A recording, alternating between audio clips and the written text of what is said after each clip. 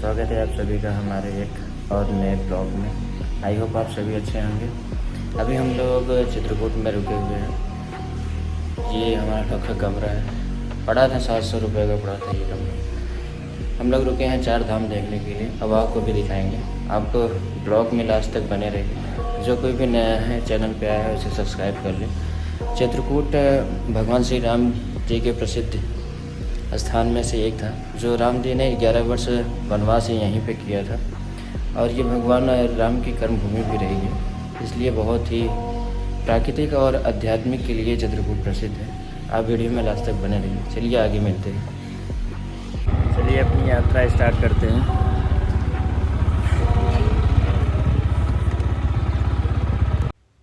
दोस्तों, हमारी यात्रा चित्रकूट के मंदाकिनी होटल से स्टार्ट होती है।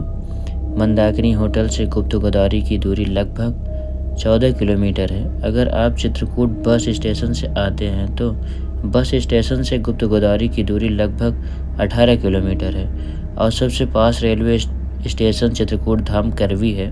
करवी रेलवे स्टेशन से गुप्त गोदावरी की दूरी लगभग 22 किलोमीटर है। स्टेशन से आपको मंजिल तक पहुंचने के लिए टैक्सी और कई यातायात के साधन उपलब्ध हैं। आप साधन के माध्यम से भी गुप्त गोदावरी धाम पहुंच सकते हैं।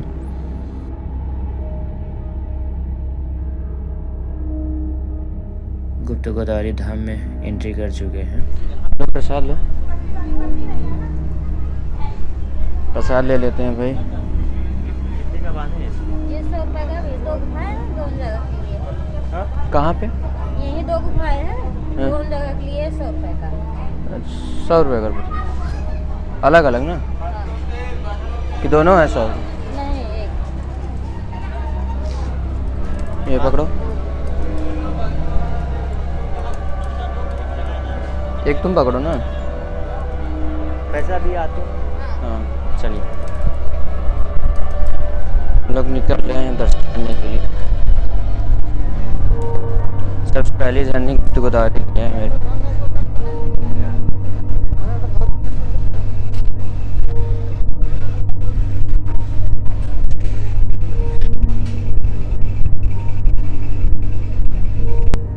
गुप्त गोदावरी धाम के बाहर कई सारी दुकानें हैं। आप यहाँ की याद को संजो के रखने के लिए कुछ खरीद सकते हैं। जैसे जैसे हम आगे बढ़ते गए, आपको जहाँ से प्रवेश होता है उसके जस्ट बगल में स्टैंड बना है। आप वहाँ पे जूता चप्पल अपनी सामानें रख सकते हैं, और जो आप पीछे दुकानें देखे थे वहाँ पे भी आप अपने सामान को रख सकते हैं। अब हम गुप्त गोदावरी धाम के अंदर चल रहे हैं। अब जैसे ही अंदर जाएंगे वैसे आपको लेफ्ट साइड में टिकट काउंटर दिखेगा। मेल और फीमेल के लिए 20 रुपये है, और 3 वर्ष से 12 वर्ष के बच्चों के लिए 10 रुपये टिकट है। अब हम लोग टिकट ले लिए हैं, अब बाहर की ओर निकल रहे हैं। बाहर जब आप टिकट लेकर निकलते हैं तो लेफ़्ट साइड से जाने के लिए बना है। लेफ़्ट साइड से हम लोग चलते हैं। इन भैया को टिकट दिखाना पड़ेगा, उसके बाद जाने देंगे। ये गुफा बिंद पहाड़ी के पन्ना श्रेणी में एक गुप्त गुफा है, जिसे गुप्त गोदावरी के नाम से जाना जाता है। हिंदू पौराणिक महाकाव्य रामायण के अनुसार यहीं पर भगवान राम और भगवान लक्ष्मण 14 साल के वनवास के दौरान कुछ समय के लिए रुके थे। पहाड़ के अंदर 2 गुफा प्रणाली है, जिसमें एक गुफा बड़ी और एक छोटी है, परंतु लंबी है। अभी हम बड़ी गुफा की ओर बढ़ रहे हैं। दोस्तों, जो आपको सामने दिख रहा है ये बड़ी गुफा का प्रवेश द्वार है। सबसे पहले आपको बड़ी गुफा में जाने दिया जाएगा। जैसे हम बड़ी गुफा के बाहर थे दोस्तों, प्रवेश करते समय कैमरा बंद करा दिया गया था। बोला गया कि यदि आप कैमरा यूज करते पाए गए तो 500 रुपये का जुर्माना देना पड़ेगा, लेकिन हम अपने रिस्क पर कैमरा रिकॉर्डिंग चालू रखा। दोस्तों, बड़ी गुफा का अंदर का व्यू ऐसे आपको दिखेगा। पूरी यात्रा का मुख्य आकर्षक राम दरबार नामक गुफा के अंदर मंदिर तक पहुंचना रहा है। मंदिर के प्रांगण में भगवान राम, माता सीता और भगवान लक्ष्मण की मूर्तियां एक उठे हुए चबूतरे पर विराजमान हैं। आपको सामने ये बोर्ड देखने को मिलेगा, इसके बारे में जानकारियाँ लिखी गई हैं। दोस्तों हमें इस गुफा में पानी नहीं मिलेगा। जैसे जैसे हम गुफा के आखिर में पहुंचेंगे, खामोशी और सन्नाटा और भी बढ़ता जाएगा। आखिर में हमें एक तालाब मिलेगा जिसे धनुष कुंड कहा जाता है और गोदावरी नदी का उद्गम स्थान भी यही माना जाता है। वैसे तो गोदावरी नदी का जन्म महाराष्ट्र के नासिक में 920 किमी दूर हुआ था। यह बात भी सुनने में आती है कि देवी गोदावरी चित्रकूट के गुप्त रूप से प्रकट हुई थी ताकि वह भगवान राम के रूप के दर्शन कर सकें। यह भी हो सकता है कि देवी गोदावरी को यह बात मालूम थी कि भगवान राम त्रेता युग में ऐसी किसी गुफा में आकर वास करेंगे। यह बात कितनी सच है यह कहा नहीं जा सकता, लेकिन इससे मिलते जुलते किस्से हमें रामायण में काफ़ी मिल जाएंगे।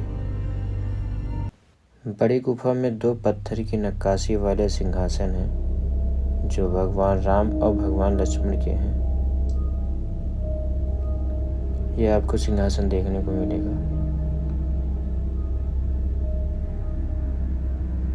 अब हम लोग बाहर की ओर निकल रहे हैं।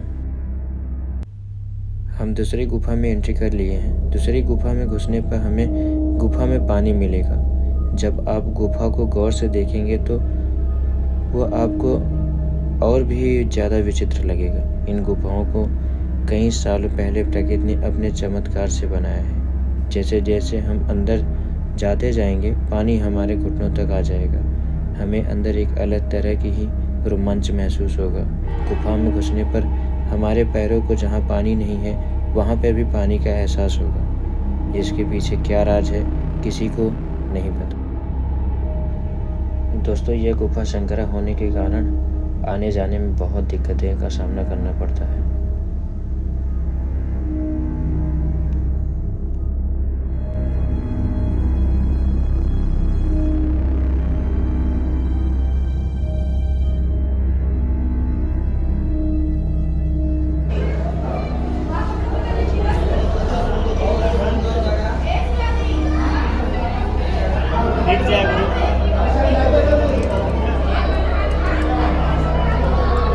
भाई पूरा पानी से उड़ गया। आधे दिन ये भी आपको दिखाते हैं ये गुब्बारे।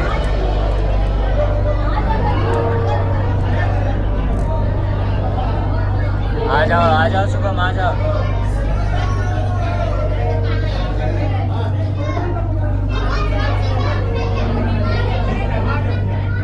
बहुत भीड़ है यार।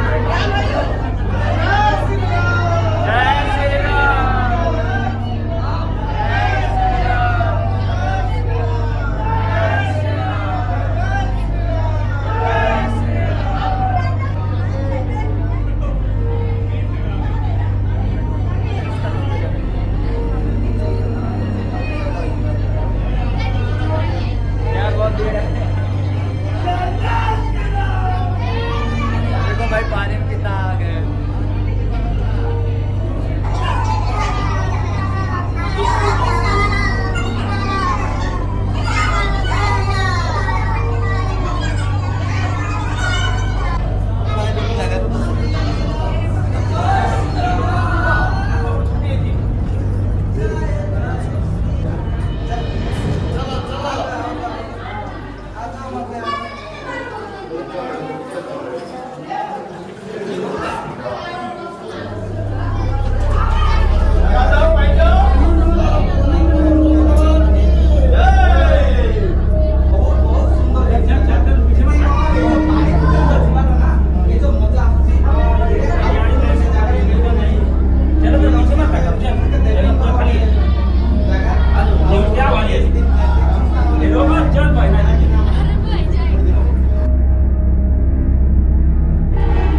आपको सामने दिख रहा है लाइट और मूर्ति, वहाँ पे लास्ट है।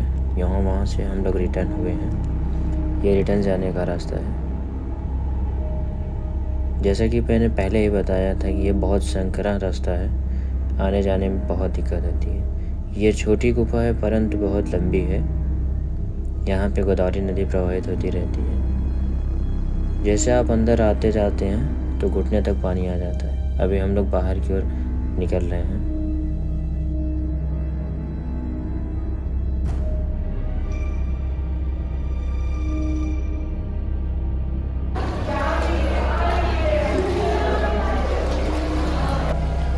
अभी गुप्त गोदावरी से हम लोग बाहर आ चुके हैं। आप देखे होंगे पानी कितना है, गोदावरी नदी है वो। यहाँ से भी देखिए ये नज़ारा।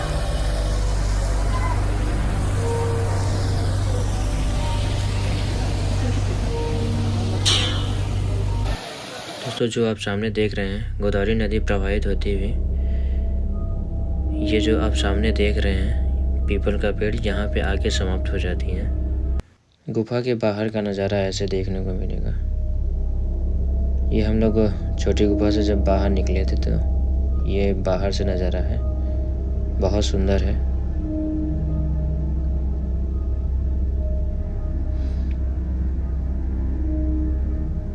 ये जो आप बगल पीपल का पेड़ देख रहे हैं, कहा जाता है कि यहीं पे गोदावरी नदी आके समाप्त हो जाती है। एक कारण ये भी हो जाता है कि गोदावरी नदी का उद्गम यहाँ से होता है और समाप्त भी यहीं हो जाती है, इसीलिए इसको गुप्त गोदावरी के नाम से भी जाना जाता है। दोस्तों फाइनली गुप्त गोदावरी की जर्नी यहीं समाप्त होती है। हम लोग दर्शन कर चुके हैं। आई होप आपको ये वीडियो पसंद आई होगी। पसंद आई हो तो लाइक करिए और चैनल को सब्सक्राइब कर लीजिए। मिलते हैं अगले प्लेस पे। जय हिंद, जय भारत।